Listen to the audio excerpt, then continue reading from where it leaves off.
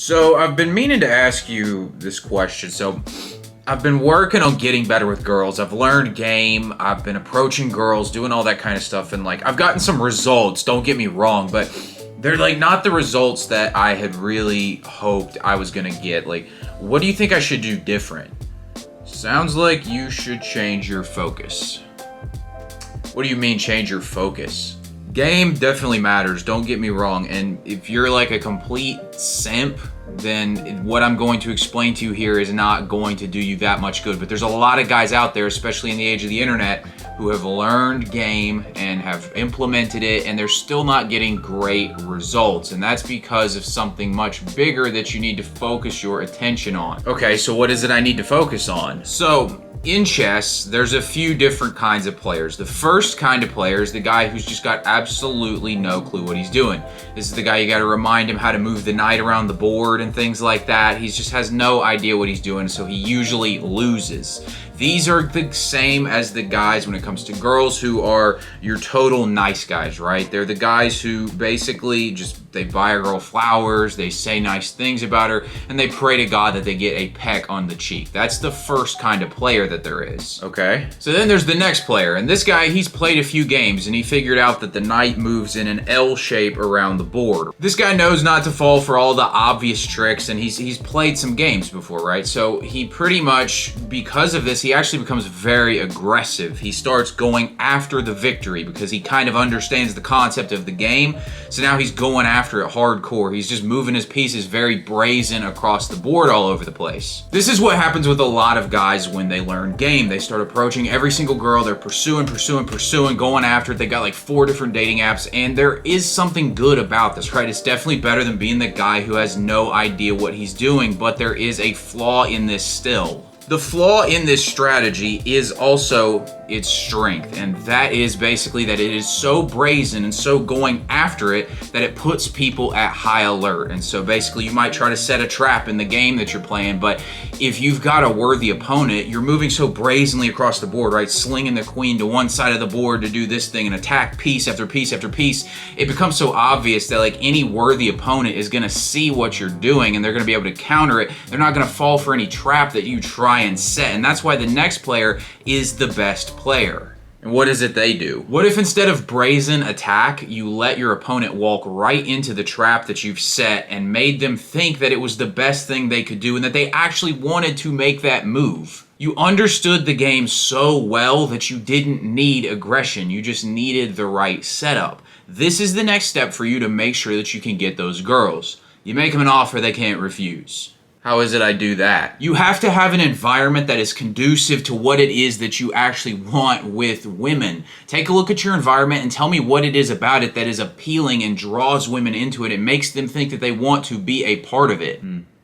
Yeah, I hadn't even thought of that. And that's why you need to change your focus. Stop focusing on the best one-liner you can use on a girl or the best dating app and start focusing on how you're gonna get a boat.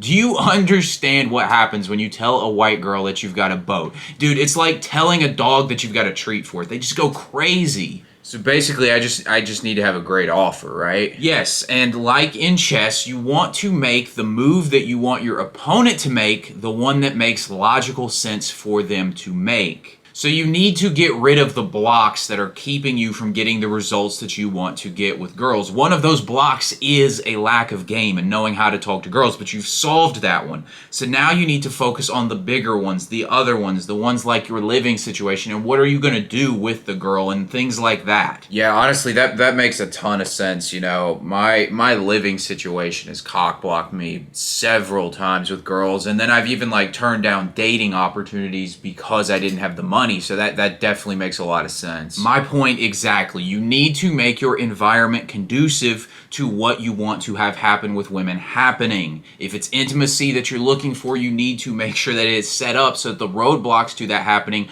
aren't there. Make it so that what you want to have happen happens logically. It just makes sense that it would happen. So instead of, if you want hot girls, instead of pestering them for some dinner date at Golden Corral, tell them you have a boat and they'll just invite themselves on the boat with you. Okay, I get it with the boat, man, but honestly, I just want you to get a boat, dude. Everybody knows it's better to be the guy who knows a guy who has a boat than the guy who actually has a boat. Well, what can I do other than a boat? Because I can't buy a boat right now. The point is to have something that you can do, that you do actually do on a regular basis, something that you have available to you, a lifestyle of sorts, that is something she would want to come be a part of, that it makes logical sense that she would say yes to whatever it is that you're up to. The boat's just a great example of that, but there's tons of other ones, simple ones, honestly. Like, you want to make it something that's within your lifestyle to do. You don't want to be doing something crazy that's inconvenient because you won't stick with it. So something simple. Let's say you're going to the gym, you're with a friend, you see a girl, you say, hey, we're going to go get some post-workout food. If you want to come with us, you can. You see what I'm saying right there? It's just something you're doing that would make sense that she would do as well. So it's conducive to that environment. And the other good thing about this is you're already doing it. And you're not going up spitting game, begging for some date later, just, hey, I thought you were cute, I wanted to come talk to you, all that crap. You're not doing that. None of that. You're just walking up and inviting her to come along with something cool that you're doing. Now, the great thing about this is that basically you're not going to get rejected ever because you're already going to do the thing. So if she says no, it doesn't matter. You're going to do it with or without her, and that's just her decision. So there's really no getting rejected either. So basically, I need a setup that's conducive to the lifestyle that I want to have. Yes, it blows my mind how little people actually take the time to think about these kinds of things, become aware of these hindrances, and start working to get rid of them in their lives.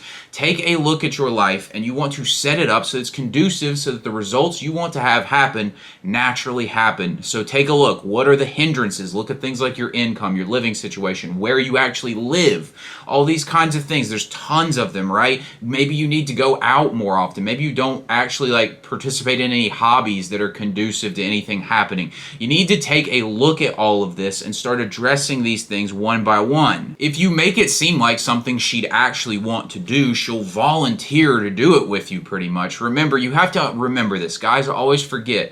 Women like men the same way men like women. So if you can remove the blocks to what you want happening, it will just naturally start to occur. Do you get it? I have one more question. You may ask, how come the queen is so much more powerful than the king?